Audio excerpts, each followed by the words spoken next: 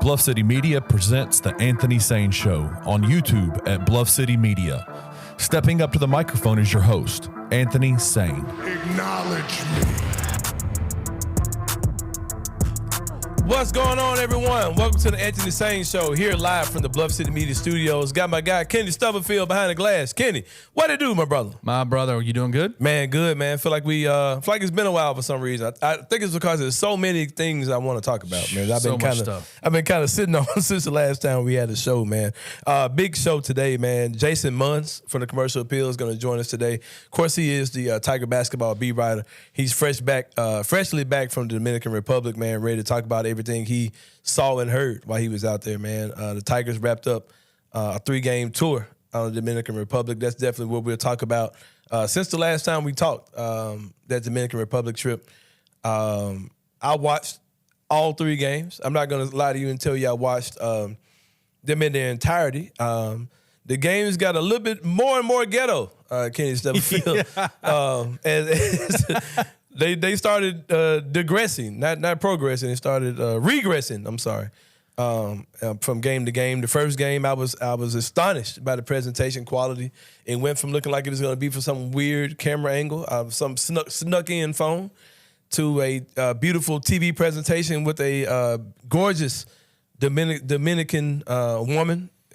Commentator with some dude. I don't really know anything about the dude. It went from that with Big Papi in the building, baddies on courtside. We talked about that. Yeah, they just kind of fell off, man. Second game did not have that level of presentation. Still had the scoreboard, things like that, score, all those kind of things on the screen. They were commentators. But yeah, that third game was quite ghetto, I would say, Kenny Stubblefield. That was a tough one. You got the score and that's it. Like you couldn't even put a timer on there, man. Didn't even know how much time was left. You knew what quarter you in. Didn't know anything about the time. But yeah, it was a nice tour. I would definitely say that. Awesome tour, I would say, for this team. It was kind of like watching an Avengers movie, where every superhero gets a moment where he gets to shine and look good. Yep. And every player who was out there that played had a stretch where they looked awesome. And it's just point blank period. They looked very good, man. And that second game, they played a mixed bag of dudes. Some of them were old as hell. Some of them were young. Some of them were good. Some of them were bad. But it's weird, man, because it's kind of like, we'll probably talk to Munz about this as well. I don't want to waste a lot of time here. I want to go ahead and jump into this interview with him. It's kind of like you ever seen movies like Rocky IV? I'm not going to make that extreme example. Yeah. Like nobody died, but it's like you thought this was going to be an exhibition. You know, we're going to run around. Teams are going to eventually lay down for us. But no, these teams were coming at us. And I think they said in the second game, part of the delay was because they were trying to get as good as a team as possible to take on Memphis because they really wanted to beat us in that game. Yeah. They didn't. We pulled the second game out, blew them out in the third game, playing a lot of our freshmen.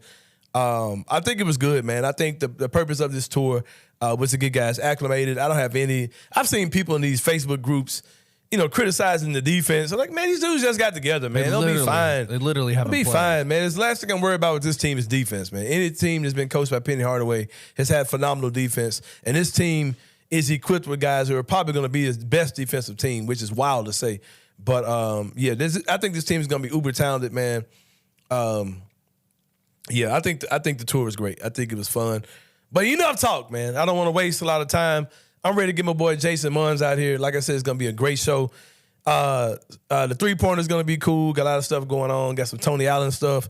Got some Jaren Jackson Jr. news. Team USA played yesterday, played last night. Mark Jackson. So we're going to talk about that. You said you got a surprise for me, man. I do have a surprise. I've been worried about this all day, a couple of days. You've been telling me about this all weekend. You had a surprise. We're going to do that in the three-pointer. It's going to be a three-pointer and one today. We'll do that in segment number 3. And all inside the same brain is going to be special today. I wonder what it's going to be about. What non-sports related event has happened, Kenny Stubblefield, that I may have particular interest in and want to share my thoughts in? I mean, you mentioned the Avengers earlier. Oh, this was Black Panther 3. This is Wakanda forever. Wakanda lives. Yeah, man. It was the director's cut of Black Panther, part 3. Oh, yeah, man. They brought back Killmonger and everything for that joint. But, yeah, we're going to talk about that inside the same brain for sure. But let's go ahead and take a break. When we come back, my boy Jason Munz, I'm ready to rock and roll with him for sure to really dig into this whole thing that went down in the DR for sure. That'll be when we come back here on the Anthony Sain Show. See you guys in a minute.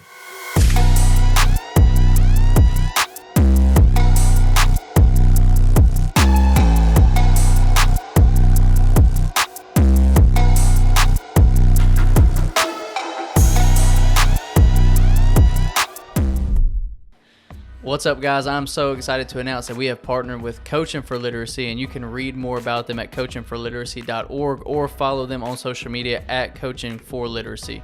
Your subscription to Bluff City NIL is 100% tax deductible because of our partnership together.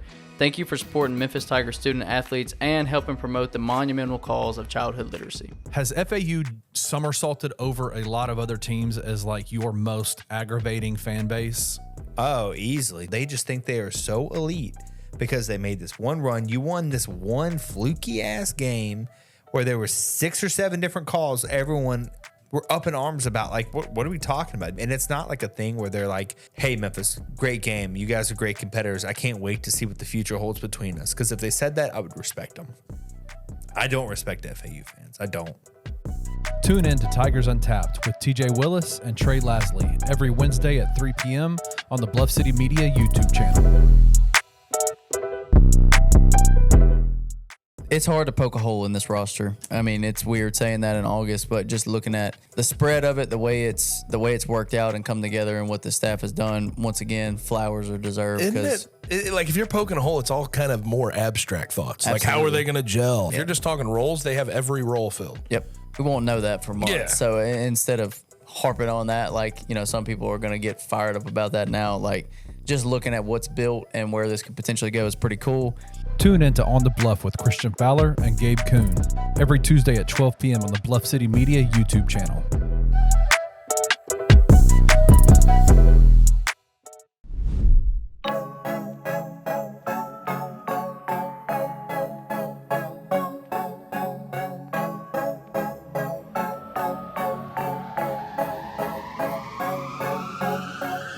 Welcome back to the Sit Down with Sain. As promised, I have a very special guest today. My boy, fresh out the boat, man, but not the boat in Alabama. Fresh out the boat in the DR. My man, Jason Munz.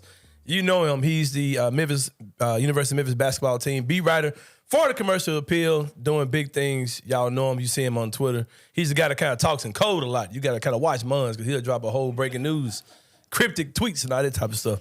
But I got my boy with me, Jason Munz. Jason, what's going on, bro? Oh, I'm recovering. Yeah. I'm recuperating. I was telling Kenny earlier that every year it seems like it takes a little while longer to get over these trips. Mm-hmm. And this one especially was, I think I'm on night 3 mm-hmm. of a full night's sleep, and I'm right about recharged. Right. But other than that, I'm feeling pretty good. I'm have you ever felt excited about something, but also nervous that just like also extremely nervous, or maybe even a little scared? That's how I feel right now, sitting down with you. Why you? What? You intimidate the absolute crap out of me. Oh, I know. I'm sure I do. I've heard that before. I mean, you're especially considering we're in the eve of August the 5th out here, man. You know, I can see people being well. I mean, that's no, just you. With you, but yeah. You're a larger than life. Man, I appreciate that, man. And I am just very happy to be here, but also very nervous. Well, don't be nervous, man. I do appreciate. I'll take that as a compliment, man, for sure. No, I mean that's exactly how it was meant. Man, I appreciate you. Well, what were things like in the DR, man? Like you fresh out the boat, like I said.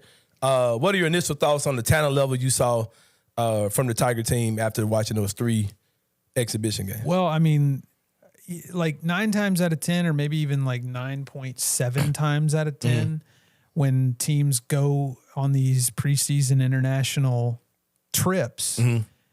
You're playing lower level competition. Mm-hmm. You're playing, I don't know, like University of Little Rock, or that type of competition. Mm-hmm. You're playing I don't know. I'm not like trying to disparage any programs, but you're playing lower level competition.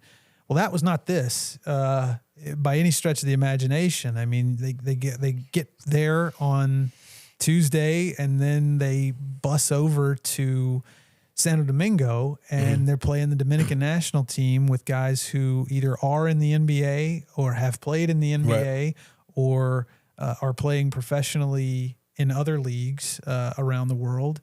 And it was, I mean, like I would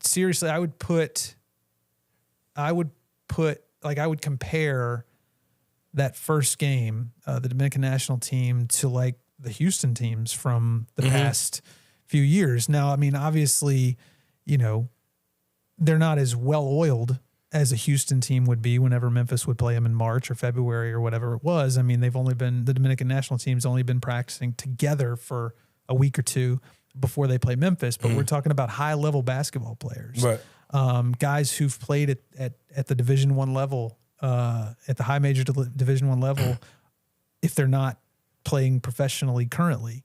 And not only that, it's in front of 8,000 people plus, and not just 8,000 people. We're talking about 8,000 of the most rambunctious people. Yeah, it looked wild as hell over there, man. It was. And I mean, like, from the minute it was another thing Kenny was, I was talking to Kenny about, he was like, you know, was it a situation where you walked into the arena and you kind of were stepping into like, what is this?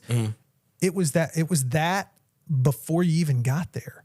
I mean, like it was around 5:00 in Santo Domingo, the capital, like 4 million people. And, you know, driving there is a challenge anyway.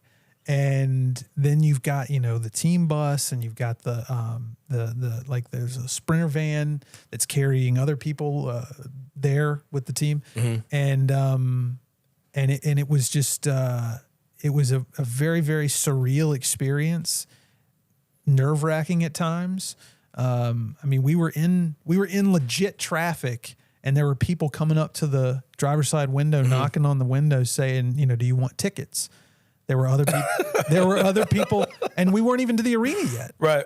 There were other people knocking on the window trying to sell iPhone chargers. And so it was like you know, you knew you weren't somewhere you've really ever been before. Right. When that was happening. But yeah, like, you know, you get on the property where the arena is, and like it's crawling with people. I mean, pre-gaming there was something to see. Yeah. And so anyway, yeah, it was a great thing for, I think, the team to go and not be playing guys who are getting off their shift at the local diner or whatever. Yeah, I was expecting a good level of competition, but the magnitude of the whole event kind of shook me. Because when I saw like David Ortiz was there, and I saw dudes had the baddies on the front row, I was like, man, what is this? Like this ain't no bullshit game, man. Like this is like it's a moment. It was a moment. Then I had to step back and think, okay, this is kind of a sending off party for their national team. So it's the same thing like we saw in Vegas yesterday, but probably even to a bigger magnitude because it feels much more isolated than in closer scale than probably the stuff we're seeing for Team USA. But yeah, it was an awesome event, man. I really enjoyed the whole thing. All three games. Of course, the second and third game didn't have much of the buzz or the celebrity appeal, but I enjoyed watching all three games. What did you think about what you saw from the Tigers? It's like as far as who really. What do you think about the overall talent level of this team? Me and Kenny talked about this earlier. How so many guys had their moments where they kind of stood out on all 3 days. What do you think about the talent level that Penny has on his roster this year, based on what you saw? Well, I mean, considering that a third of the team that went down on that trip had only been with the team for less than a week, right? Like Javon Quinterly got there the Tuesday before they left. Right. Who was next? Jordan Brown. He was even sooner, even closer. Yeah. He got there on Saturday and they left on Tuesday. Jaquan Walton got there the Thursday before. They left on Tuesday. Jalen Young, who didn't play, got he met the team in Houston, in the Houston airport, on the team's way to the Dominican Republic. Like Right. that's how close. That's how close he was to the actual trip. But that all that considered, the fact that they haven't really been a team all year, all off season. I mean, I thought they played really in the competition level and the surroundings, and I mean, not to mention just traveling and playing Right. games in a foreign country. I mean, that's hard enough. You're not just making a quick trip over to Dallas here. You're going to the Dominican Republic, and it's like all together it's like a 7-hour ordeal, and you're changing time zones, and so I think you take all that into consideration, and they lost the first game, but that's fine. Like you're not in it for wins and losses. You peel back the layers and you look at how they played, and I mean I defy anyone to not be impressed with Caleb Mills, 18-8 in his first in his debut as a Tiger, I guess, if we're calling this a debut. Jaquan Walton had 27 and 14 in the second game. And the second game, it wasn't quite the same atmosphere or whatever, but they had pros too. Yeah. The MVP of the Indonesian Basketball League Was on that team. 26 years old, played at Texas Tech in Florida. Another 26-year-old guy put up 30-something on him in that second game. He's playing professionally in the Indonesian Basketball League as well. Right. They had a guy toward the end of regulation in that game. Can't remember his name. It's like Juan Montoya. I can't remember his name, but he hit like a putback I think I remembered it. Yeah. dunk over Javon Quinterly, and he holds the too small. The John Morant too small. He holds it like for a good few seconds. And so I was like, I got to look this up. He's 39 years old, this guy. And it's like, Who was the dude that had the LeBron hair and beard thing going? He was like, had a ball spot in the back. Is that what you're talking about? That's what I'm talking about. Okay, yeah. He was talking shit the whole game. So yes. Yeah. and he's a 39-year-old. And it's like, you're figuring that, you got 20-something guys, 20-something-year-old guys going up against a 39-year-old. But like, there's craftiness about a 39-year-old. for sure. Like they've been through a lot. They've played a lot of basketball. That dude's probably played basketball longer than everybody on the Memphis team has been alive. Right. Like he's seen some stuff. And so, there's physicality, there's just grown man energy that is associated with these players from the Dominican that Memphis was having to go up against. And so, sorry, I got kind of sidetracked there. No, you're good, man. I lost my way. You talked about the talent level so far of the team. What particular guys stood out to you the most? Like you talked about the two guys you mentioned. Like what guys were you kind of maybe even surprised by the way what you saw from? Well, I mean, Carl Sharonfont was kind of at the top of the list. Not about the top of the list. He was one of the ones that was up there that kind of surprised me. I mean, he's a true freshman. He was a 4-star, but you look at 247 Sports Composite recruiting rankings, and he was like 116. Right. He was outside the top 100. And I know, you don't get caught up in recruit. You take recruiting rankings with a grain of salt, and you take what you see on exhibition trips with a grain of salt. But he passed the eye test. He's 6'5". Yeah. He looks the part, man. Yeah, like he's one of the ones you want coming off the bus first. And he had a couple of poster dunks that really, really impressed me. And he played really well. Ashton Hardaway is another freshman who I thought played really well. I think he had more 3-pointers than anybody, more made 3-pointers than anybody on the whole trip. Nick Jourdain was another one. He surprised me, man. I mean, I even put it in the text group. Like, I hope nobody's sleeping on Nick Jourdain because he is going to help this team like 100%. Yeah. Whether DeAndre Williams is allowed back or not, Nick Jourdain is going to be a factor on this team. So I would say, those three were probably the most pleasant surprises. That's what's up. I definitely agree. If someone told me that Carl was a transfer as well, I would have believed it. Yeah. I mean, I would have believed that he's got a year under his belt already. That's a good point. He didn't look like a lost freshman out there. You know? No. Like, if anything, he's an energy guy that can definitely defend on this level, I think. Well, and I went back and read a story that I wrote about him back when he committed last October. And like, I talked to some people who were around him who said that like, that's his bread and butter. Like that's his sort of calling card. That's what's going to get him on the floor early is his ability to play defense. And talking to people behind the scenes since he's been on campus, they all say the same thing. He's the most athletic player on the team. Now that was before Quinterly and Jaquan Walton and those others got on campus. But of the ones who got here early, most athletic on campus and is like legitimately ready to contribute now on the defensive end. Yeah. So yeah, I like his game for sure. Another player that I like was David Jones. We didn't get to see him play for the Tigers, but we saw him playing across the court, playing for the DR national team. And I think that alone lets you know the caliber of player you got, a guy who's representing his country. Yep. And he's still playing college basketball. I think that's major. And I don't think that was a charity case. He definitely looked like he belonged on the court. I don't think that was something they kind of put him on as an honorary player because they're playing the Tigers. He looked like he belonged out there. Yeah. When you see him, everyone so far has kind of penciled him in as being your starting small forward, whether that's playing with Nick Jourdain or with DeAndre Williams, who we'll talk about later.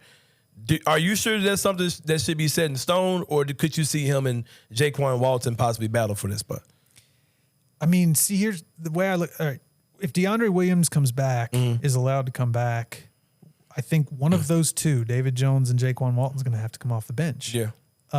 Unless you're putting DeAndre at the 5 and Jordan Brown's coming off the bench, but I don't see that happening either. And so, but for the sake of the argument here, I mean, I think it's going to be an all-season thing where maybe you play the matchups because they both are, it seems like on the surface as we sit here today. I mean, David Jones has not played a single game for Memphis, has not had a single practice with Memphis. I do feel like it's a good problem to have, and it's going to be interesting to see how they do it. Like, do they alternate? Do they play matchups? Do they, it's going to be probably the most, probably the biggest question. Yeah. One of the biggest questions once everything else is all ironed out is going to be, who do you go with at that spot? In years past, man, we've had different guys. Well, you talked about something being a good problem to have, like at the wing position. We've had a lot of guys who we said that before. But these two dudes are like two NBA-bodied, damn near NBA skilled guys, man. If both, you can see both of those guys being in last year's draft and getting some real attention. Sure. Or being in the G League or playing in the summer league. You can send both of those guys playing in that level of basketball. Yep. So it's definitely a good problem to have, man. And you mentioned DeAndre Williams. Do you have any update on him? How do you think the whole thing is going to play out? Of course, they're trying to get waivers for him. How do you think that's going to work out? I mean, the latest that I've been told is that his appeal, his request for reconsideration has been submitted to the NCAA, that the University of Memphis' compliance office has submitted their request. Beyond that, I don't think that we're going to get, I know we're not going to get like, the NCAA doesn't give timetables or anything to even the school. It's all done very quietly and very privately. I do know that the school is, or the program, the coaches are optimistic. They feel good about about the case that DeAndre has. I've talked to DeAndre's legal counsel, Don Jackson, who has explained to me in great detail that, he has successfully done this before. And if, in fact, the NCAA judges this thing the way they judged that case, then there's no question he's going to get the extra year. So, I mean, I don't think there's any way to, like, handicap it. Like, right. I don't think there's any way to say, it's 50-50 or whatever, but it does seem like, on the surface, looks good based on what we know, it looks good. I've talked to some like assistant coaches not here, other places who are familiar with Memphis and familiar with the situation, who've told me that if there is evidence, and Don Jackson says that there is, that he's got documentation that proves DeAndre was misadvised, he was given bad advice, and the way it was explained to me by some people in the industry is that if there is documentation, if there is evidence, there's no way they're going to deny it. Yeah, that's a lot of people. It seems like that's the feeling around it. It definitely feels like he's going to be back. It's just a matter of time. It does. And I think he kind of puts the icing on the cake with this team because he's so versatile, man. You can play him small. You can play him big. He can guard on the perimeter. He can guard in the post. He's just such a high energy guy. You know what I mean? It's just a leader for this team. I would love to see him back. You can throw out some pretty devastating lineups with him too, man. Because you can go DeAndre, Jaquan Walton, and David Jones is your front court, and just do some nasty stuff to teams for sure. Oh, you'd feel like you won the lottery. Yeah, like you can do some. Yeah, that you're talking about being able to switch on defense like seamlessly. Yeah, like the versatility with that combo right there would be kind of like a cheat code. Yeah, I'm definitely down for all of that for sure. Yeah. You wrote an article on the Commercial Appeal where you talked about some of the unexpected adversity that this team had to deal with in Dominican Republic outside of on the court challenges, playing grown ass men, etc. Tell us about some of the stuff that you wrote about in that article. Well, so let's see. There's the language barrier. There's the travel situation. Going from and the total disrespect on the score sheet, man. Celeb Mills and you had Celeb Mills right. and Penny Hardaway, I believe there was, and Nicola Jordan. Like, come on, man. We sent you an email, man. All you had to do is copy and paste. I know. There was that. But like the team flew into Punta Cana, Dominican. Say it again. Punta Cana. All right. Sounds like a fun place to be. And it's like an hour from where they stay, which is La Romana. La Romana is La Romana is in between Punta Cana and Santo Domingo. So they fly into Punta Cana, drive over to La Romana, and the very next day they got to drive 2 hours over to Santo Domingo. They get into the arena property, and I'm watching this all play out right in front of me. Because I'm on the little sprinter van behind. Or actually, we were in front. Were you in the team? Were you in the Penny Hardaway official sprinter van? No. Oh, okay. No. This was a local. Oh, okay. They ain't fly the Penny joint over there. No, that did not make the trip. Put that joint on the boat. All right, I got you. Go ahead. So we pulled in first. The van that I was on pulled in first, and I'm watching behind me, and it becomes very apparent very quickly that the bus cannot make the turn. Like they pull into the thing and they have to make a turn to get to the arena. They couldn't make the turn. There was a car that was parked so far out that they just couldn't do it. So, and let me back up. We're already behind schedule because it took so long to get through the city. Had a police escort and everything. There was one intersection where the police escort pulled into the intersection to stop traffic because traffic lights and stop signs those are just mere suggestions. Like, yeah, I heard the traffic was buck wild. It was unreal. Yeah. Challenging, exciting, not things that you want out of traffic normally. Right. Kind of want my traffic to be kind of mild mannered. Yeah, exactly. You want bland traffic is typically pretty. Know what to expect. But this was not that. It was unexpected twists and turns every time you turn around, but including trying to get through this intersection where the police escort goes out in the middle of the intersection and just sits there, almost gets broadsided 2 or 3 different times. Like just kind of people just take their driving very seriously in the Dominican Republic. So anyway, that getting through the congestion was putting the team behind schedule a little bit. So they were going to be late to the arena anyway.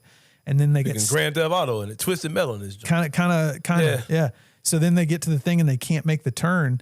So we have to unload the van that we're on, and the van has to go back and pick up the team. Damn. And so they pick up the players and shuttle them the rest of the way. And the coaches walked. It was just like, we're going to take the bags and we're going to walk through the crowd of people. And I'm telling you, it was hundreds and hundreds and hundreds of people outside pre-gaming. And so like, that was just one example. The air conditioning didn't really work. Mm-hmm. So it's very hot. It's very hot in there in the Dominican Republic to begin with in August. The arena was hot too? The arena was hot. Damn. I mean, like, and because it's so humid there. How you hot like that and still had the bad joints though, Ken? How they pull that off, man? Damn, the baddest was in the heat? God damn. But go ahead. Well, so they're used to it. I guess. I mean, like, they live there. Yeah. But they ain't used to no AC? I mean, all right, go ahead, bro. Go ahead. I'm getting off. Well, so like. I'm looking out for the baddies, man, but go ahead. So the floor is sweating sometimes. Like, you would see the guys go out there with the dry mops, and it wasn't because somebody had just fallen on the floor. Just natural, because it was just humid. Perspiration. Yeah. Damn. And you got 8,000 plus people in there, and it's hotter than it would be if it was just empty. So it was, there was that. The second court that they played on, which was in La Romana, thank goodness, was warped all the way up and down. The whole thing was warped. It was like they were playing the Pine Hill Community Center. It was like a globe with the mountain ridges on it, or a topographical map. Yeah. I've seen those type of courses. That's what it was like.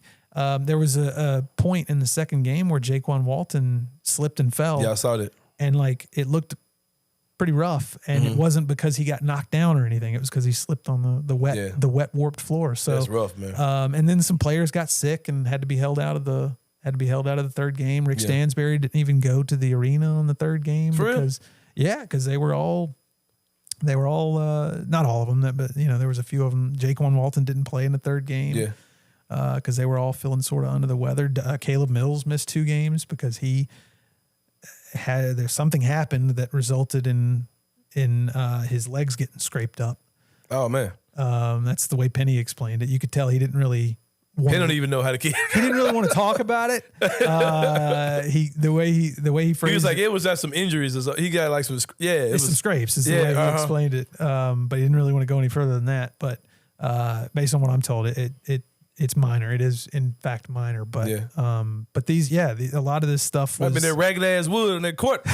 It might have been. Scraped his ass. Maybe it was. Yeah, man. In years past, people have always kind of rolled their eyes or murmured about Jaden Hardaway as far as like, who's like, they'll say things like, is this roster good enough to keep Jaden out of the game? You hear people say those type of things.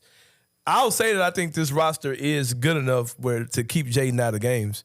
But I saw stuff out of Jaden in these 3 games. Like, that kid probably needs to get on the court. Like, I mean, this is his 5th year or whatever, but Jaden Hardaway looks good, man. He looks like he's earned rotation minutes this year. He has. I mean, he's in his 6th year. He redshirted his first year, so this is going to be his 6th season. For real? Yeah. Because he's been there the entire time Penny's been there, right? Yeah. So they're going into their 6th season together. Okay. He didn't play his first year, but no. Jaden Hardaway is 100% a contributor. I mean, and he's been that the last couple of years. I mean, I think he started 19 games last year or something like that. And I know that, as you said, that people say certain things about him in that light. But he has become a guy that you need, a guy that can help you win games. He's not going to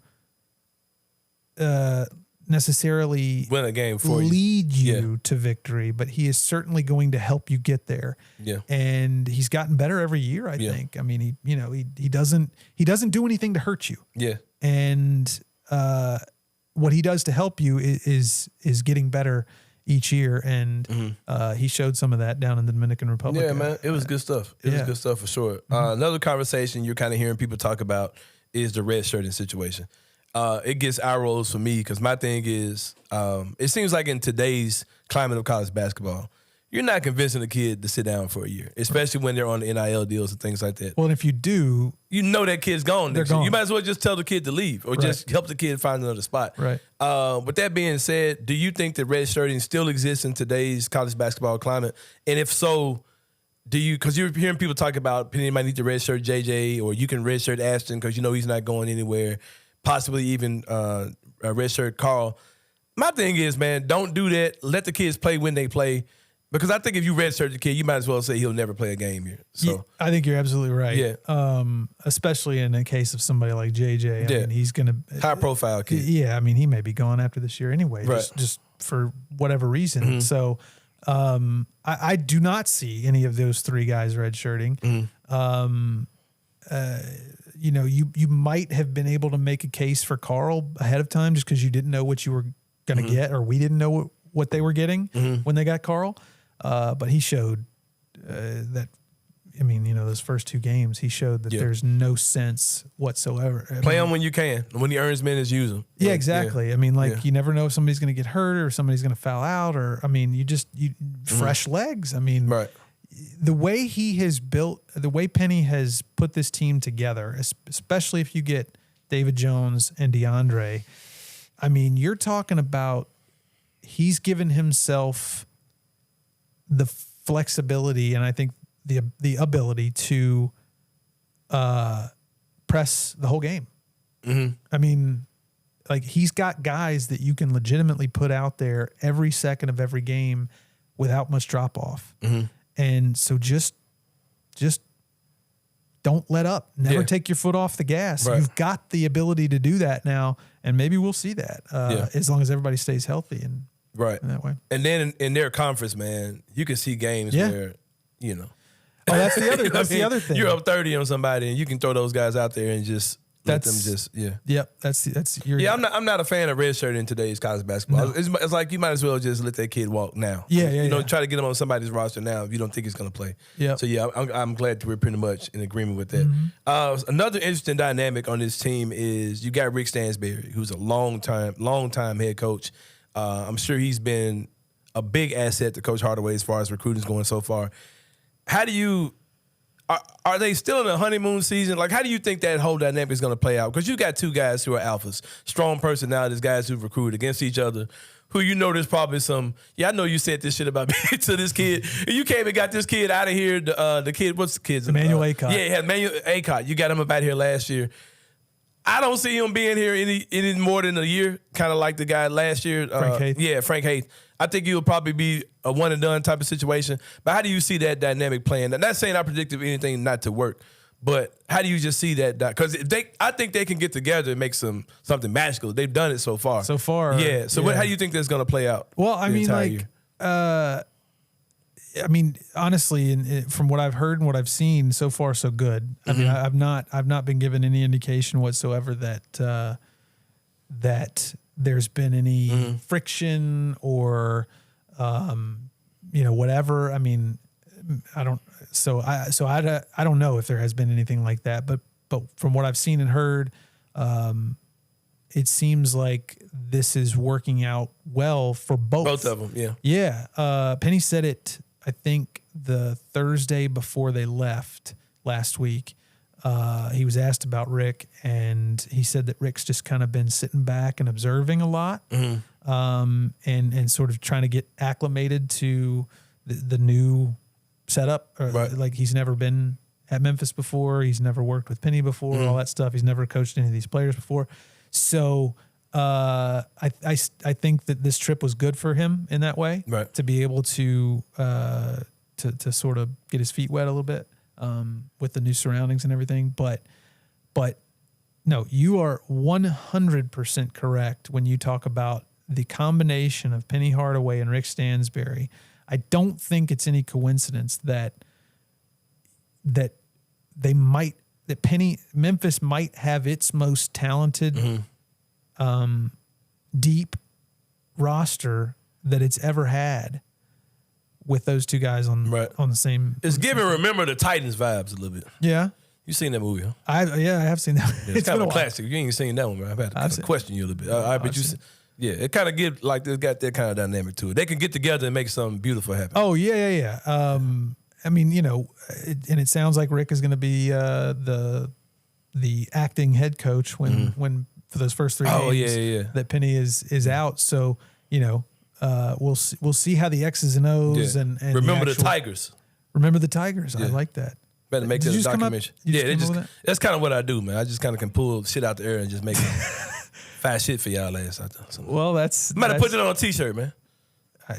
I know someone who makes T-shirts. Yeah, I do. I make it my own self, man. I know. Yeah, I'm about to say, I'm about to get offended, man. Hold on, man. No, I know. Your reputation precedes you. I was about to get offended, bro. But no, I am a massive Anthony Sain fan. For real? I ain't know that, bro. No, yes, like that's my guy, man. Jason Munz. I mean, up like in this bitch. I can say bitch though? Yeah, I can say that. I mean,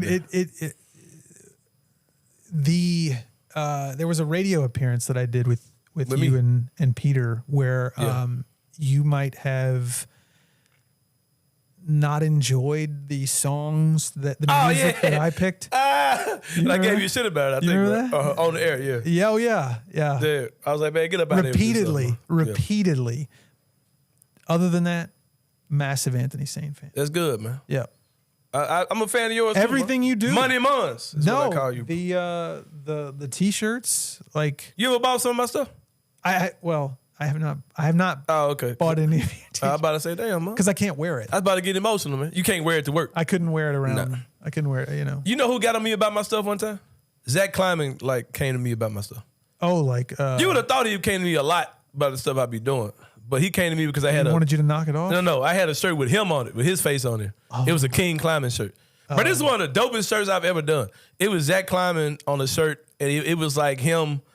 It was a knockoff of the Notorious B.I.G. when he had the crown on his head. Okay. He had like the black mink coat and all that on, but it was Zach Kleiman's face. But it was on Biggie's album cover. Right. And it said King Kleiman. He didn't like it? He said he thought it was an awesome shirt, but he was just kind of weird looking at himself on the shirt. Oh, okay. He asked me to stop selling those, and I did. But if you need one, you can always. He was serious? He didn't want you to keep selling? He wanted me to stop selling it. Everything else, they said they're fine with it. Like, they've told me they're fine with it. Could you give them away for free? I don't know. Stop selling is not the same as distributing them. I don't know, but that was one of my favorite shirts. What if you gave them to me to sell? Yeah, I think I'll probably make one for myself to wear. I'll get you one, bro. I'll get you one on me. The King Kleiman joint. I mean... And remember the Tigers with Penny and that one I'll need. Rick Stansberry. That one you can't wear it to practice though. Huh? I'll buy it just to support. All and if Penny asks you where you got it from, say I don't know. When I go on vacation, I'll wear it when I go on vacation. Next time we go to the Dominican, because it sounds like Penny wants to go back. Right, we go back to the Dominican. We were talking about that too, Kenny. How that seems like it makes you want to be a beat writer, man. Because these folks taking some boss ass trips to the damn DR. You a married man, bro? I am. Oh, okay. Nah, you ain't do shit. But nah, you just in that mode. Look at the view, baby. You were FaceTiming your wife and shit. I was taking a lot of pictures and sending them back. Sending them back home. Yeah. Jason Anthony put out there. He put in an official request to be an adult chaperone for the if Dominican Republic trip. And he got turned down. I don't know why. I could have been like a media liaison. You know what I mean? That would have been sweet. Yeah. That would have been cool. Speaking of on vacation, where the hell is Malcolm Dandridge? And what is that dude gonna do, man? He's around. He posted on Instagram today that he was at like a smoothie shop or something. I don't remember the name of it, but he's around. I think he is maybe looking for NIL money. A Smoothie King. It wasn't Smoothie King. It was a local place, like a nutrition drink place. Okay. I don't remember the name. I think I know what you're talking about. That place used to be in Whitehaven, maybe. Maybe. I have to look that up, but go ahead. So he's around. I think that he is, weighing his options. Mm-hmm. It sounds like he has options. Personally, I think he wants to be at Memphis. Mm-hmm. And we asked Penny last week whether Malcolm a reunion was on the table, and I wrote it. This is the way I phrased it in the lead of my story. It wasn't what Penny said; it was how he said it. Yeah. And it just it just seems like we're headed toward a reunion. Yeah. I don't know that. I mean, I think there's still some things up in the air. The DeAndre situation, the Mikey situation. I'm sure we'll talk about. No, I don't want to talk about it. Okay. I don't either. So let's not. But I do think that it's looking more and more likely than not that Malcolm. Odds are, in my opinion, odds are pretty high that Malcolm's going to be back, and I think that's a good thing. I mean, like, yeah, you could, in a pinch, Nick Jourdain could play some 5. In a pinch, if DeAndre's back, he could play some 5. Even maybe Jonathan Pierre, probably not. Yeah. But I think you need a quality second option to Jordan Brown. And I mean, and to me, Malcolm Dandridge is an above average, above quality second option to somebody like Jordan Brown. So yeah, I mean, I think it would be beneficial for Memphis and for Malcolm to have him come back. It seems like if he was going somewhere else, he would have been gone. It does. It seems like every passing day, to me, the odds increase that he's coming back. Yeah. Yeah. You mentioned Mikey Williams. I'm gonna throw out my Mikey Williams scenario to you. I thought we weren't talking about. Well, we got to now. You've technically already talked about it. Okay, I guess that's fair enough. I'm gonna throw out my scenario, and you tell me what you think about this scenario. This is what I think the perfect scenario for the University of Memphis, Penny Hardaway and Mikey Williams will be mutually beneficial. I debuted this on the Jason and John show, but I haven't really put this out here on my own show. But I'm gonna throw this out here with you. And you tell me what you think. I say that you bring him on campus as a whatever a student would be in that case. I don't know what that even looks like. Okay, but you bring him on campus. You bring him on the team. All right, but it's a understanding that he won't play. Okay. All right. Because I think that the lore of Mikey Williams is more important than anything he could possibly do on this particular team. I think the unknown creates a value from him more than if he goes out there and doesn't look good this year. And I think that you say, okay, look, stay here, you're on the team. He doesn't play? He doesn't play. He practices with the team. He works out with Penny. All right? Travels with the team, all those things. Or not, I don't know. He's part of the team. He's part of the team. But it's understood that he won't play. Okay. And that can be whether, okay, we're waiting for legal stuff with him. Is that understood publicly? It's understood behind the scenes. I don't know. Okay. But it's understood. Mikey and Penny know he ain't understand playing. it. Okay. Right. Got it. All right. So you work him out, you practice the whole season, and now he declares for the draft at the end of the year. Hadn't played a second of college basketball. Okay. But you got Penny Hardaway, who was your coach. Yep. He could talk to the scouts. He could talk to GMs like, look, I've been working with Mikey. I've seen him. I've got footage of me working out with him. I got footage of him in practice. You know he was the man in high school.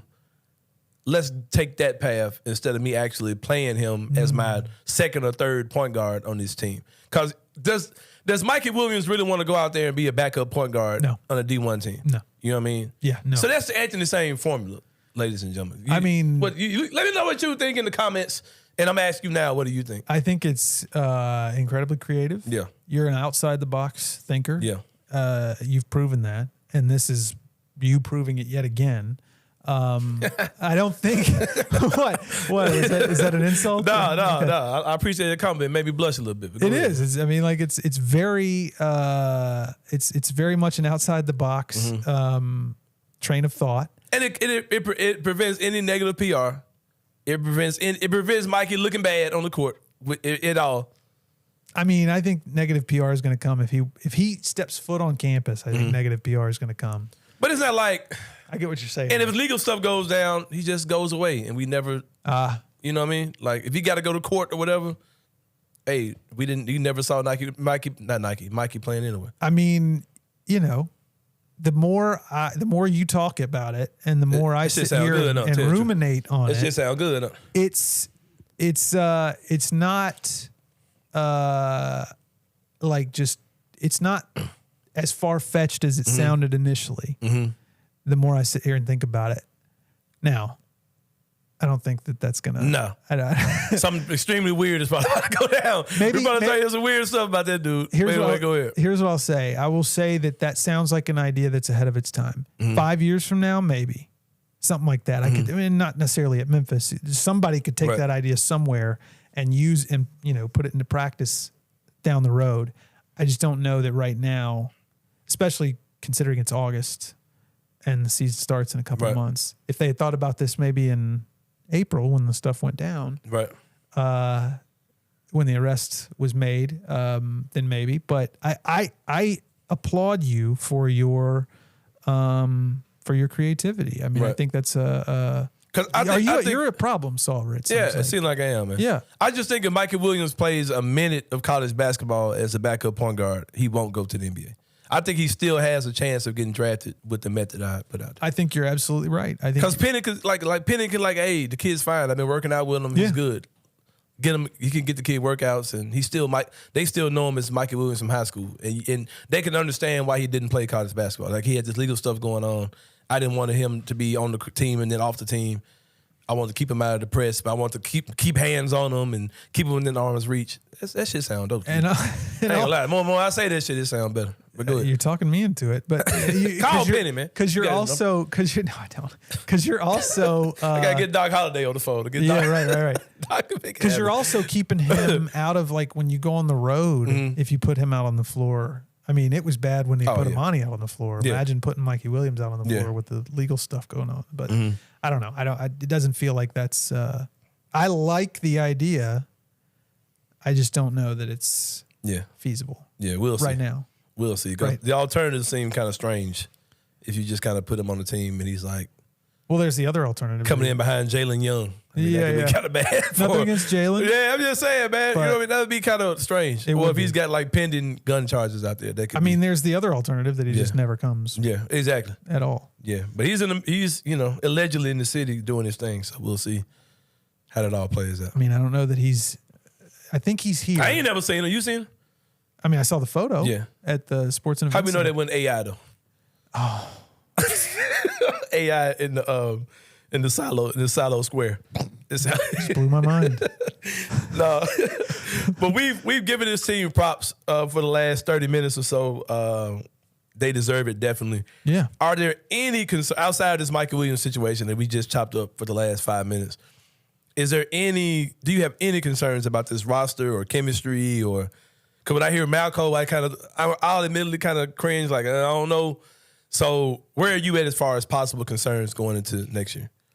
I mean, egos, chemistry, any type of thing. So far, I've not been given any reason to think that there's anything like that going on. I think everybody understands. Everybody, all the players that I've talked to, I've asked some of the players this back in the Dominican Republic, like some of the guys who especially got in early.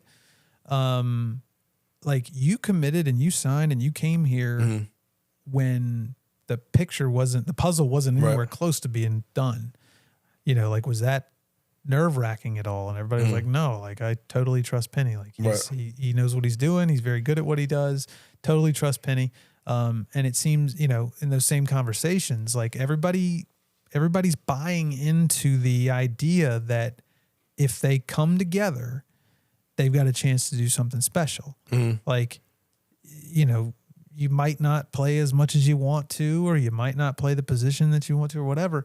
But if you just kind of put all that aside, by the time you get to March, you got a chance at doing something really, really special. And I think, it is August. And so everybody's going to be saying that. As far as like what I saw on the court, I don't know. Free throw shooting wasn't the best. Defense left a little bit to be desired. They gave up in the second game. What they gave up 98 points, I think it was. Yeah. So rebounding wasn't overly impressive. But I mean, it's an exhibition, and these guys are down there to score points. And they all got together a few days before they left, like you said. Yeah. So I mean, I don't. The only obvious thing that you can point to is the unknown. Right. Like most of these guys have never played together before. Right. So like, if you're looking to nitpick, I would say that's it. Like the fear of the unknown. Like what if they do not come together? What if they aren't able to get on the same page? But based on what we saw last week, it looked pretty good, especially on offense. I mean, it's hard to kind of like not be excited about the possibilities. With absolutely nothing installed, no offense, no defense. That too. Yeah. It seems like it's going to be exciting. Really good season. Well, and they didn't play Jalen Young. Caleb Mills missed 2 games. I mean, and there's the guys who aren't here, David Jones and potentially DeAndre Williams. So it's got potential to be really, really good. Yeah, got potential to be a fun season indeed, man. Yeah. But this is my guy, Jason Munz. Check him out on the Commercial Appeal. Y'all already know who he is. Beat writer for Tiger Basketball. Great interview with you, man. Appreciate you coming on with me. Great interview by you. Man, thank you, man. Yes. Anything else good you want to say about me before we take your time, man?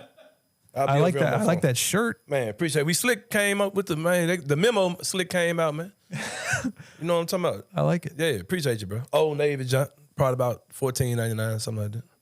Look, I mean, you're just you're a true pro. Your wife let you out the house, bro? What? Your wife let you out the house? Yeah. What do you mean? We can like today? No, period. Like, just in general. Going forward, does she let you out? Oh, in general, yeah. I mean, I can. Yeah. Hey, we'll get to go. Let's we'll do it. My boy, Money Munz. Commercial Appeal. Check him out. We about to take a break though, man. When we come back, it's the 3-pointer. Kenny Stubblefield says he has a surprise for me doing the 3-pointers. Got me nervous. My anxiety been peaking. You know what I do? My anxiety been peaking. But yeah, we'll go out to take a break. We'll come back and see you guys in a minute on the Anthony Sain Show.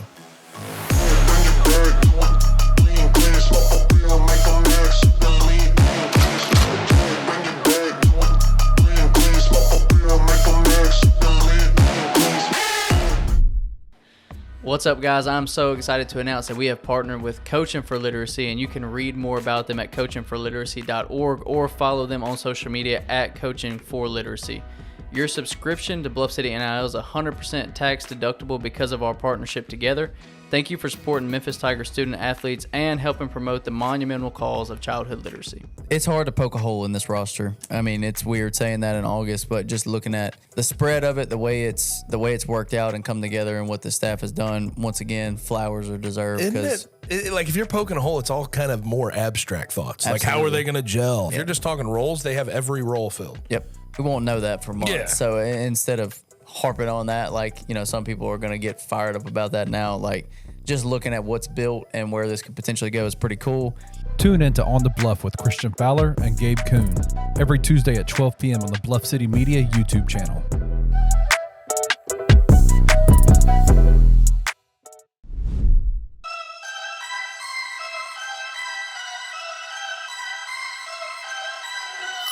All right, everybody, welcome back to the Anthony Sain Show. Great interview with my guy, Jason Munz, man. A lot of stuff to talk about. Yeah, man, it seemed like a pretty dope trip. Yeah, my boy Munz out there, married man, checking in with his wife. Out there doing married dude shit in the DR for sure. But yeah, the 3-pointer, man, where we talk about 3 things of importance in the world of sports that are going on, man. Number 1, Jaren Jackson Jr. made me proud last night, man. He picked up, first of all, before they played the exhibition game against Puerto Rico, Jaren Jackson Jr. was basically picked as camp MVP. I don't know if you've been to any, you know this, man. Yeah. We've worked basketball camps together. Yep. You picked a kid who's just been like the outstanding player because of his character, his sportsmanship, and his ability on the court. And Jaren Jackson Jr. got that award for Team USA, pretty much picked as the best player in a straw poll. I mean, that's pretty crazy. Oh, that's nuts, man, because that team is, the best of the best as far as some of the younger guys in the NBA and Jaren. And we saw it last night, his effect on the game. He had some foul trouble, unfortunately. But you could see when he wasn't on the court, that team looked a lot different. The same thing with the Grizzlies. When he wasn't out there, you're talking about a totally different team. But the United States was playing a pretty close game. It was like a 3, 4, 5 point game through a lot in the first half. I think they were up by 8 at the half against Puerto Rico. Blasted these dudes by 30-something points. I think it got close to 40 or made it 40. I don't know. I watched a lot of the second half. I missed the first quarter. Didn't even know this game was on television. Very balanced scoring attack. Austin Reeves looked good. Jalen Brunson was good. Anthony Edwards, man, that dude, like I said, that dude's going to have a hell of a season. Oh, my gosh. I think that dude's going to be really good this year, man. Brandon Ingram, he was fine defensively. Brandon Ingram was doing some good things, man. Mikal Bridges, oh my God, man, what a damn player. Mikal Bridges. Cam Johnson was good. Halliburton had a stretch where he was cooking. Yeah. I really want this team to win this thing So do really I, bad, man. So do I. I want these guys to win and look good doing it. I'm hearing all this stuff about how international players taking over the NBA and you know, if you did a USA versus the world and all these type of things. USA basketball still dominates basketball, man. Y'all can get the hell out of my face with all this crazy stuff y'all are saying. Understand you got the Giannis's of the world. I just got triggered because there's a whole other conversation about Giannis I want to have because, you know, he gets labeled as European, which is another. Yeah, I wonder how European would he be if he didn't play basketball. But that's another conversation. That's a good inside the same brain for the future we'll talk about. Interesting. Yeah, because, Whew, something ran to the back of my neck just then. I might should have, you know, you got the Montgomery, Alabama stuff going on. So Yep. I might should have saved that one. But yeah, they throw Giannis into this European. Yeah, we leave that alone. But Jaren Jackson Jr., man, 12 points, 7 rebounds, 2 blocks last night. Looking good, man. Looking like a grown man out there.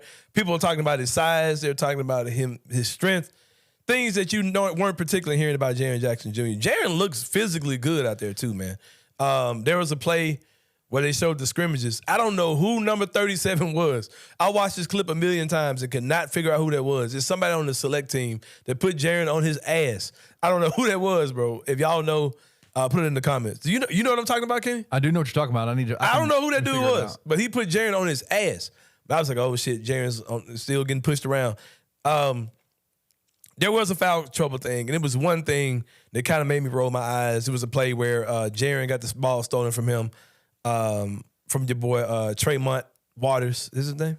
Yeah. Tremont Waters? Yeah, Tremont Waters stole his ball, I believe, and then Jaren immediately fouled him, picked up his third foul, had to come out of the game. Didn't really matter because they were up by a million. But that's kind of those troublesome kind of fouls with Jaren you still kind of worry about. But Jaren looked great last night. For Team USA FIBA basketball. They're back again this weekend. They play Luka's team sometime soon. I don't know if it's the next game or not. But yeah, I'm sick of all this stuff about international teams, man. Team USA, I really hope they blast through this thing, man. That's a good, well-constructed team, and I love it.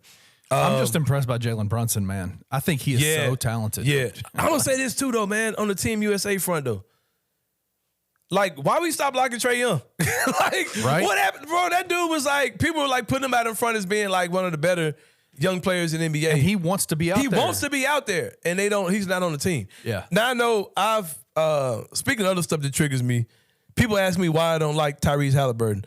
I'm not ready to talk about that yet, but I will one day. But I don't know, man. Halliburton is good, but is he good like Trae Young wants to be here, but he's not here good? That kind of bothers me, man. I don't know. I'm gonna get it alone though. But it's super weird that he's not there. Yeah, man. It's also super weird that dude from Minnesota, the guard. Oh no, the big man.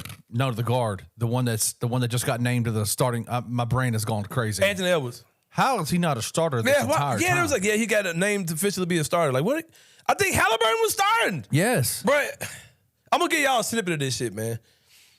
I'm gonna put my tinfoil hat on. They're forcing Tyrese Halliburton on us, man. Why? I have my theories as to why, but we're being forced Tyrese Halliburton. Like I don't think people understand that that's happening.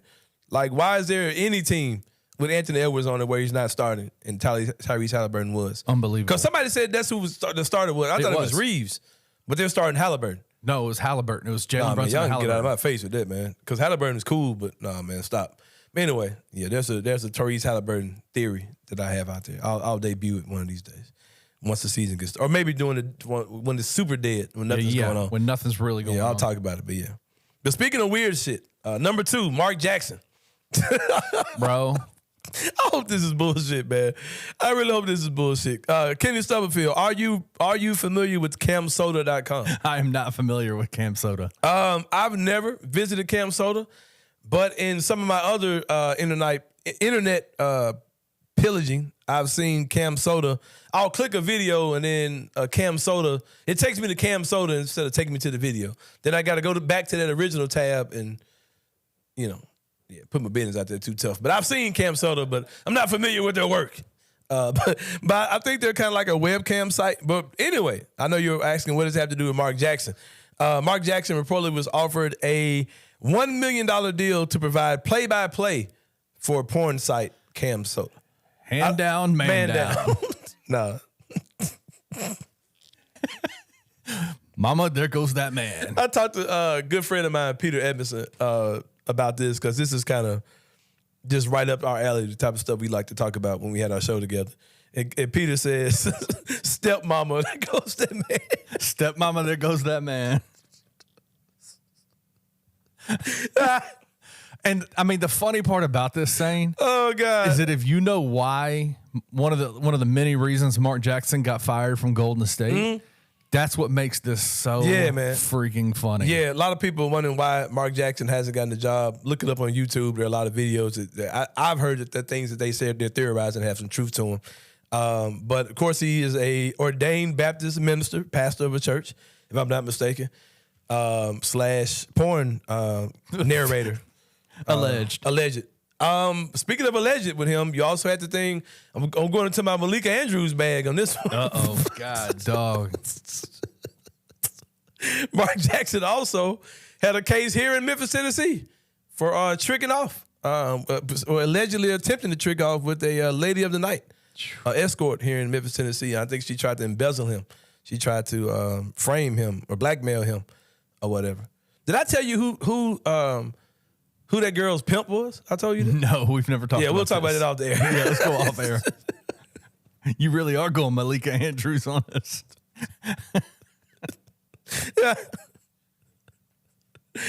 Oh, man. Speaking of allegations, speaking of getting off. Come on. Pause. Speaking of getting off. Oh, no. Oh, man. Broken by Doc Holliday of WMC5. Former Memphis Grizzlies guard Tony Allen receives community service and supervision after pleading guilty to conspiracy to commit healthcare fraud. I have a sigh of relief. I'm sure Tony Allen has a sigh of relief because when you look at that Terrence Williams situation, goddamn, Tony, that could have been you. Man, I'm so happy. This is a relief, man, that the grandfather would not do any jail time. I'm not sure what supervision means. Are they making sure that all of his dental appointments are legit? Yeah. I mean, I don't know what supervision means in that case. Are you taking your vitamins at night? Right. Like, Is he flossing and using Dr. Tissues or Listerine? I mean, I don't know what that means. But yeah, Tony Allen basically got community service in his blood anyway. Yep. I don't think, unless he's going to be somewhere, I don't know what that means. Being out on the side of the road with the orange, cleaned up the highway. I don't think that's what it means. No. Just means, just do some stuff for the community. Yeah. So, that's not going to be a big deal. Tell him to come back to Memphis and do that stuff, man. I would love to see him back here. I would love to see TA back here again. Yeah, man, for sure. Congratulations is what you do for this season. Absolutely. Yeah, congratulations, Tony, that you're not going to jail. That's pretty dope, man. That it's all behind him. Yeah, it's all behind him. It's over, man. It's all behind him. You can do the big three thing. You can go back to maybe, it's time to retire this dude's jersey now. It's time. It's time to go in and retire his jersey. Time. Let's do it this year. Let's get it done. Let's get it done. For the grandfather, man, for sure. Put the statue up outside, man. Come on. Let's do it. And that's it for the three-pointer outside of the three-pointer. And one. Speaking of the Memphis Grizzlies, speaking of Tony Allen was known for fouling dudes that made three-pointers. A lot of Grizzlies players are kind of known for that. It's kind of our thing. Exactly. Kind of a rite of passage. But you said you had a surprise for me. I got a surprise. This is making me nervous as hell. I know it is, but there's a lot. You're known as a lot. Like, you've got a lot of titles in this city. You got a lot of hats that you have to put on, and one of them is you are the tribal chief of Grizzlies Twitter. Right. That's not self-proclaimed either. No, it's definitely Parker not. Fleming actually gave me that title. Yeah. So Grizzlies Twitter went a little bit nuts this week during a super dead period. BCM Grizzlies, the Grizzly Bear Blue guys over there with Bluff City Media. Shout out to the crew. Put out a tweet this week, and they asked a question. Do you ever seen that movie Tangled? You ever seen that Disney movie Tangled? No. I watch it a lot. My son. Hope I'm not about to mess up your bit here. No, my son loves it. My son loves it. So I've seen this movie. It's based on Rapunzel or something. It's a Rapunzel. It's Rapunzel. Okay, yeah. All right. There's this scene where the hero other than Rapunzel, the male Eugene is his name, is up against a tree and he's got all these swords pointed at him. And the Grizzly Bear Blues guys. Oh, it's like the what comment would you make that where you feel like you're that would make you feel like this, I know what I mean. Yeah, right? yeah.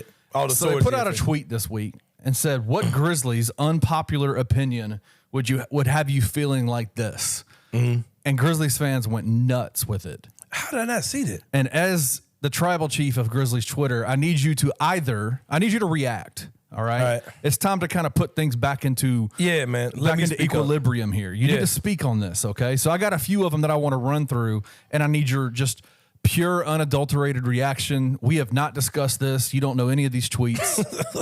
This is just real, raw reaction. All right. Are you ready? Yeah. Okay. Francis Carlotta, who actually works for Bluff City Media, posted, he said, "I want to be wrong very badly, but," and he gave the do sign to buy Roddy. What do you think? By Roddy. I'll be honest with you, man. I'm not mad at that. Like, I can see a scenario in camp where Roddy looks expendable. Cause here's one thing, man. That Roddy's 6'3".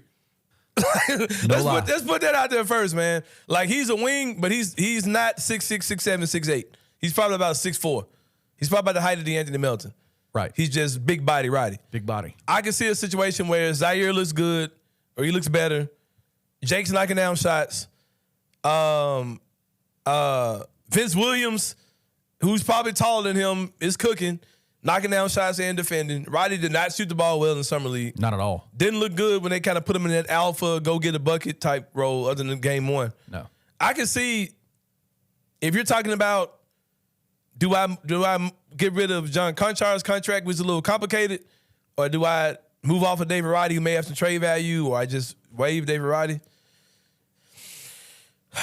Shit, man, he's got the higher floor than any of those dudes, though. Like I just think this because he's just more of a mature player. I don't think he's actually better than those dudes per se. And if they're trying to use him just as a guy who's like a spot up 3-point shooter or whatever, I think he's better suited if you let him be a little physical, let him be an undersized 4, more of a PJ Tucker than a what's the kid from Miami?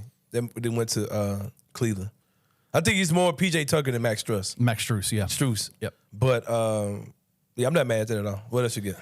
So the most polarizing player on the Grizzlies team right now, by far, Polarizing. Kenny Lofton Jr. Oh yeah, Lofton. Yeah. Everybody has something to say about this man. So I got one tweet that I want to throw to you and probably see gonna what your piss me thoughts off. are. But This go might ahead. piss you off. Kenny Lofton is a fun player, but will never sniff the top 8 rotation for a contending team. I want to say get the hell out of my face with that. He's not top 8 on this team, so I'm not mad. I ain't mad at that. I could. Then somebody came back and said, "I've been led to believe that Kenny Lofton is a decent NBA rotational player." Wait, he don't think he is? He doesn't think he is. I think he could be. I mean, this is kind of a prove it year for him. We'll see. I'm not my boy Grizz Spaces. My boy EJ on Twitter. I'm not him. He's a big, huge Kenny Lofton proponent. I've seen Kenny, do some stuff that let you know that if anything, he's a scorer. Top 8 though? No, I'm not. I can't stand on that. I can't stand it. I can't say that Junior's a top 8 guy on a contending team. I can see him being like a cool change of pace guy that you just kind of throw in, like if you need, some quick energy boost as far as offense is concerned. But no, I'm not going to stand that he's the top 8 dude at all. I can't do that. Let's go back a few years. All right. Somebody said, this is a Grizzlies unpopular opinion that makes you feel like the knives are at your neck. Mm-hmm. I would never have traded Valanciunas. Out of here. Oh, my bad. No, get the hell up out of here. No, man. Never would have traded Valanciunas. No. Steven Adams is a much better fit. Man, our fans are goofy sometimes. JV? Yeah, it's kind of getting under my skin. Next. Right? Get out of here, man. It's like, stop, man. So JV don't even, like, he did exactly what people who understood the trade did. His time was going to wear out in New Orleans, and it's done that. Like, they're not using him. They're not using him the way that. Yeah. He's in the way. Because you got B.I. there, and you got about to be Zion soon. Right. He's just kind of in the way, man. And he's one of those guys that he's not going to go out there and just get rebounds and play defense and set picks. He wants the ball. So, no. We should have never traded Valanciunas. Crazy, right? Man, get out of here. All right. So then you got these 2 tweets. and I want to see which one you agree with. Okay. A or B. A tweet is Taylor Jenkins is the best coach in the NBA and should be here for the next 20 to 30 years. And the second tweet, B tweet, is Taylor Jenkins is the worst coach in the NBA and should be fired immediately. Which one do I lean closer to? Which one do you lean closer to? I'll never value a coach like that. Like, not in today's NBA. I don't think I think someone else can come in and do what he does, or better, possibly. So I'm not going to say best in the league 30 years. I would fire Taylor Jenkins today. Like, I don't really care about if he's the coach or not. I mean, I don't have a reason to fire him, but I think I'm closer to firing him today. You don't hold on to that. You don't hold on to him. No. He's not a bad coach. No, he's not bad. But he's good. Yeah, he's good. But I'm not going to say, like, he's signed me up for this dude for 30 days. Did you see what Ty Lue 30 said years, about I mean. Taylor Jenkins? What Ty Lue said? He was in an interview. He did an interview, I think, with Matt Barnes. Speaking of that, man, that damn Team USA coaching staff, them boys was looking iconic on that bench last night. But no, go ahead, man. Ty Lue was asked by, I think Matt Barnes asked him, he said, who are the top 3 coaches that you know when you go and play their teams that you got to deal with in-game adjustments? And he picked, Nah, this about to be some cap right here. he picked Taylor Jenkins. Stop, man. Nah. Dead ass. No, he ain't. He said Taylor Jenkins. When we played the Grizzlies, I know I got to come with a game man, plan. get out of my face, Ty Lue. No, you make me question you now. Hey, Ty Lue is known as one of the best in-game adjustment coaches Exactly. in the entire game. No, man. That's what he said. Nah. I had to get the Derrick Rose son face emoji on that one, man.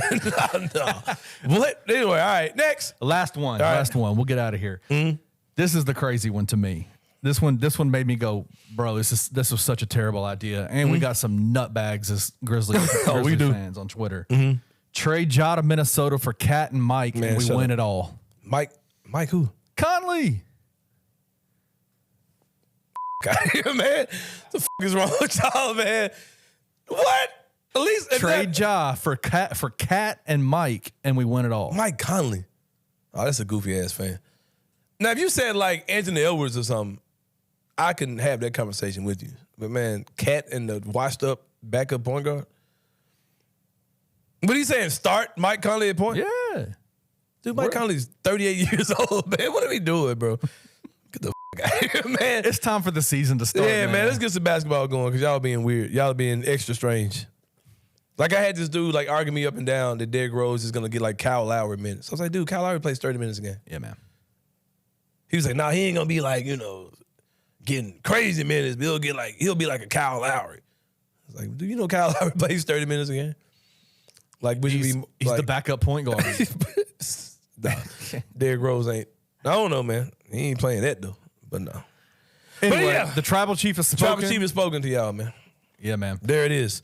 Thus says Jason Munz, who also co-signs, my awesomeness, my superiority. So yeah. I think Jason appreciates your Fan of the show, man. he's a fan of the show, man. Yeah, that's what's up. My boy Jason Munz, good interview, man. About to take a break, man. I'm going to take a long break for this. I'm about to get and walk around a little bit, man. Stretch a little bit for this one, man. Inside the Same Brain. Y'all know what's coming, goddammit. It's coming. We about to get on y'all ass for Inside the Same Brain. Monumental history made over the weekend. We'll talk about that and nothing else. I ain't going to say that anymore. That and nothing else when we come back on the After the Same show. Bring y'all ass back in a minute.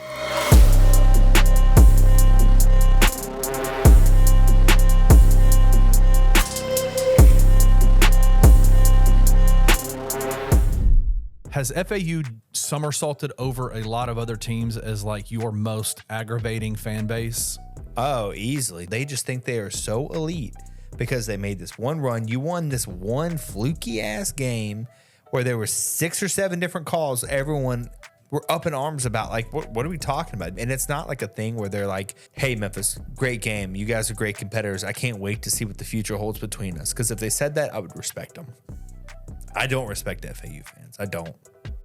Tune in to Tigers Untapped with TJ Willis and Trey Lasley every Wednesday at 3 p.m. on the Bluff City Media YouTube channel. What's up, guys? I'm so excited to announce that we have partnered with Coaching for Literacy, and you can read more about them at coachingforliteracy.org or follow them on social media at Coaching for Literacy. Your subscription to Bluff City NIL is 100% tax deductible because of our partnership together. Thank you for supporting Memphis Tiger student athletes and helping promote the monumental cause of childhood literacy. It's hard to poke a hole in this roster. I mean, it's weird saying that in August, but just looking at the spread of it, the way it's worked out and come together, and what the staff has done, once again, flowers are deserved. Isn't it like if you're poking a hole, it's all kind of more abstract thoughts. Like, how are they going to gel? If you're just talking roles, they have every role filled. Yep, we won't know that for months. Yeah. So instead of harping on that, like, some people are going to get fired up about that now. Like, just looking at what's built and where this could potentially go is pretty cool. Tune into On the Bluff with Christian Fowler and Gabe Kuhn every Tuesday at 12 p.m. on the Bluff City Media YouTube channel.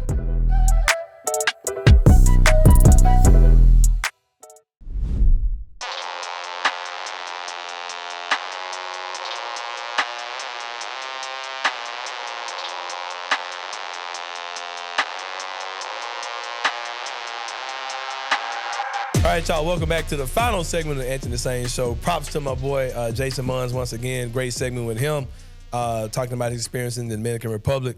Yeah, man, enough talk, though, man. Let's go ahead and jump into this. Yeah, man, I have never sat in my bed and went through my day, went through my weekend, and looked forward to Inside the Same Brain as much as I am today.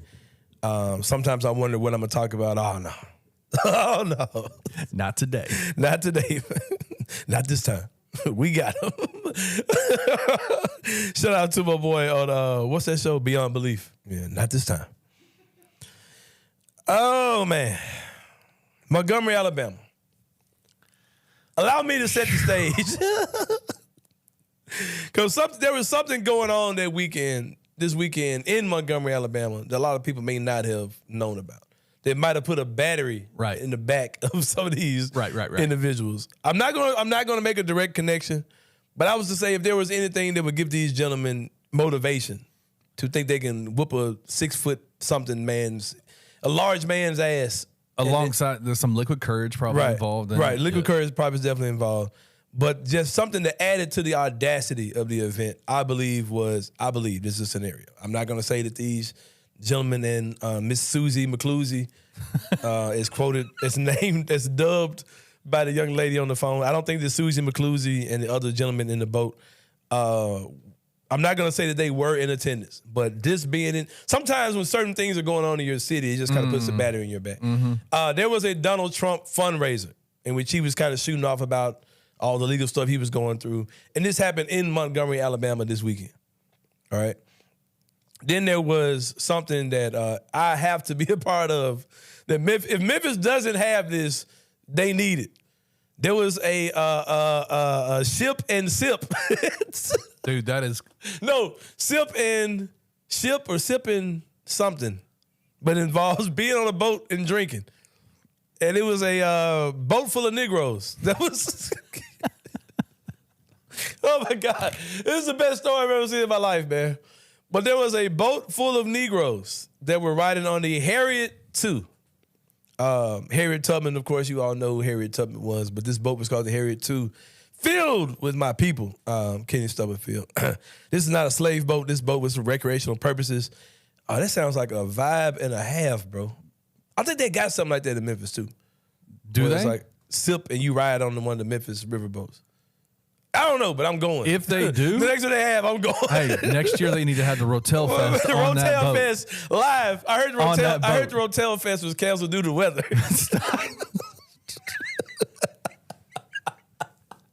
If there's a place in Memphis where somebody might get their ass whooped, it would probably be Rotel Fest too. Okay, all right. So there was a Donald Trump rally. Fundraiser in Montgomery. This black boat, the Harriet II, was doing a tour, the sipping, whatever it's called, the sipping, shipping, whatever it's called. They were trying to dock. They were trying to park so these people could go home, you know what I mean? So they could end their tour or whatever. And these people were on this boat blocking the space. The guys working there say, man, you got to move your boat. You know, I'm just kind of putting words in their mouths based on the actions or so. They jumped on the dude, whooped him. The brother throws his hat in the air. I don't know if that was, I need to get my hands One free. of the all-time greatest. I don't know what was, people saying that was a signal, like he was signaling brothers, but shout out to the white dude who tried to come in and break the fight up. and the other white dudes pushed him out the way, and he came to the black man's aid. And I was wondering, was this poor black man going to get beat by himself? Other brother came in. He came in with some peace, and it was looking like the black guy that was the security guard was going to be outnumbered, Kenny Stubblefield, until a mythical creature appeared by the name of Aquaman. Get his ass. Somebody called him Nemo. Oh my God! I've heard Nemo. I've heard Jermichael Phelps. I've heard Jermichael. I've heard Scuba Gooding Jr. Peter Emerson called me with Scuba Gooding Jr. I've heard several names, man. But that brother, young 16-year-old cat, jumped in. Afro was still, you know what I'm saying, intact. That kid was only 16 years old. 16 years old. He yeah. jumped. He was a crew member on the Harrier 2, Kenny Stubblefield. Let's go. Which also made me think about this, man. But you know, this ain't what I thought about. But sidebar, Jesus used the disciples. They were all teenagers, right? Come this on. young man. But you think about this. He works on a boat, right? So I'm sure they have to be able to be prepared to jump in the water, swim. I'm sure you can't do this and can't swim. I'm sure to be part of the staff, you have to be like a certified lifeguard type dude. I'm sure you can't have that type of job and you can't swim. So I was impressed by his abilities. Yeah, man, that man hit that water and was gone. Hit the water, climbed up, and was able to. There was a coworker of his. That security guy was one of his coworkers. Hands were getting thrown. Susie McClusey and them were getting. Man, it was some real deal jacket in that joint, man. Just a lesson in leave people the fuck alone. That's what that was, man. Like, the guy was doing his job. They were being assholes, not moving their boat, knowing this huge tour boat was trying to park, and they would not move their boat. They put hands on the guy. People started coming out of nowhere. They said some guys, I don't know if these guys were members of Omega Psi Phi fraternity or they were Hebrew Israelites. Yeah, exactly. Either way. Came out of nowhere. They were bros. The bros came out and were laying hands. Moving furniture. We saw swinging chairs. We saw people voluntarily jumping into the water. We saw people getting thrown into the water. Yeah. Shirts getting pulled off. We saw Black Air Force One energy for sure. We saw women jumping women. We saw men jumping women. And I'll say this, Kenny Stubblefield. I'm a big proponent of. I've said this openly on Twitter. I've said this on the radio. It bothers me to see women participate in like MMA or boxing. It's just not saying they're not capable, but it's kind of cringy to me to see. It bothers me, like the protector in me, like it just bothers me to see women in a contact sport. But when I saw that woman get hit in the head with a chair, that man was swinging that chair with some intent, with some ferocity. And it was a perfect thing because it was one of those white, thin, light chairs. You know what I mean? Man, that man was swinging that thing, man, fervently out there, man. He was laying hay for sure. Some other highlight, let me think. I talked about Susie McClusey. I talked about the Bros came out. The little Avengers, the Avengers that came out in the beginning. I don't know where them brothers came from. They just came out hands ready. Somebody put the meme out of the Doctor Strange rings. They were popping like they were coming out of That was so good. Oh, man, it was some hands getting thrown that day, man. It was some real deal ass whooping going down. Have you seen that GIF going around where that guy says there's a graph in front of you? Oh, yeah. Oh, yeah. And the y-axis is find around. out, and the x-axis is Around and find out, yeah, where they meet. Where did they meet? And we saw that the other day, man. We saw that in real live form. Yeah. And I'll say this, man. People probably think I'm full of shit for saying this, but that really felt like a historical moment. This happened in the South. Police were there, and it didn't go the way it probably could have gone in a situation where police, are involved. I believe that Alabama is a place where you can carry weapons. Nobody was shot. Yep. Just a good old fashioned ass whooping, man. It's a good old fashioned fight. Good old leave us the hell alone. Don't we're in the South, man, and we've seen stuff like that goes historically has gone the other way around. And it looks like it's gonna be justice. Now I'm sure that dude that was swinging that chair is going to jail. I'm sure. Like the dude on the video said, that man getting a felony.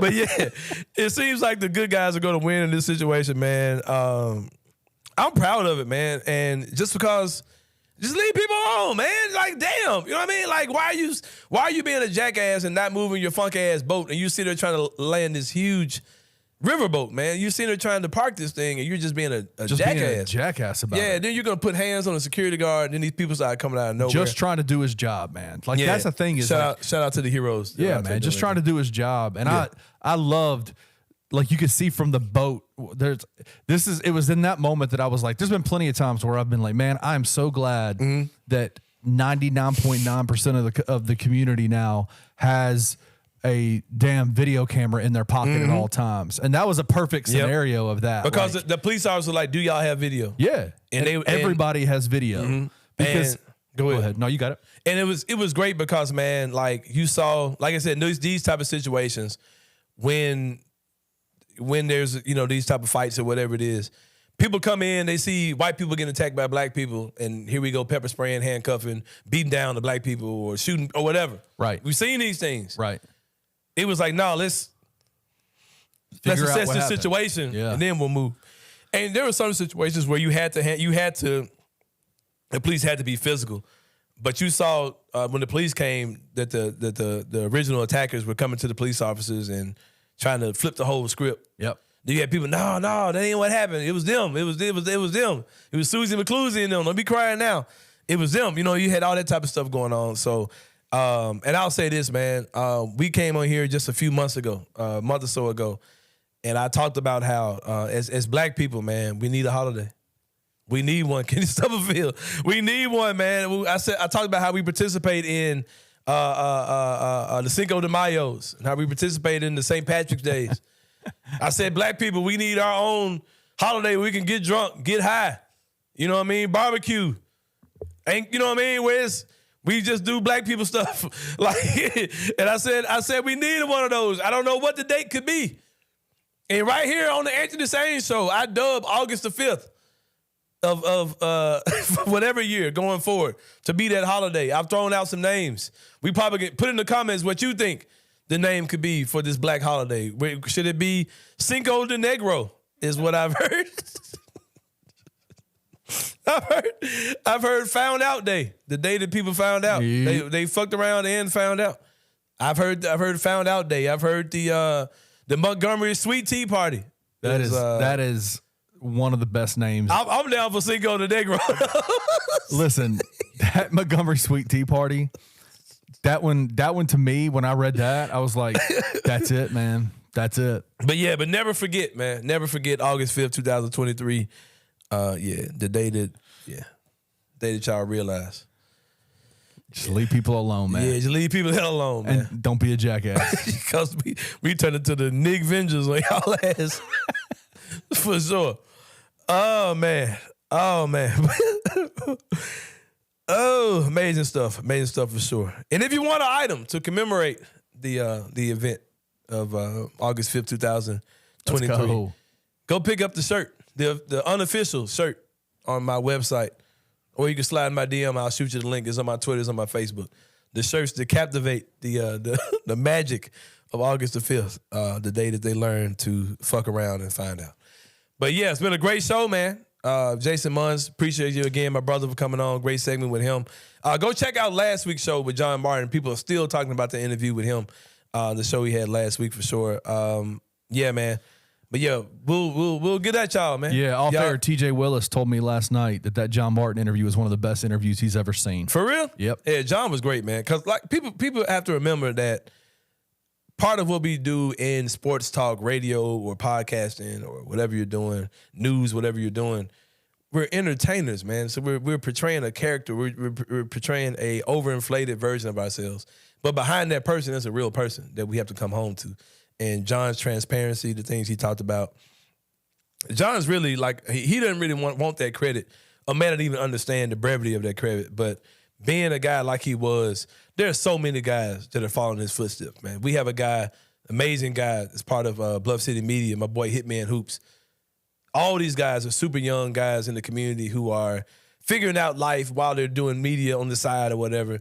And John broke so many barriers. He kind of cleared paths for those type of guys to not have to wait until you have a college degree in journalism to write for a paper or to have a radio show. You know what I mean? So yeah, man, shout out to that for sure. But yeah, props to my boy Jason Munz.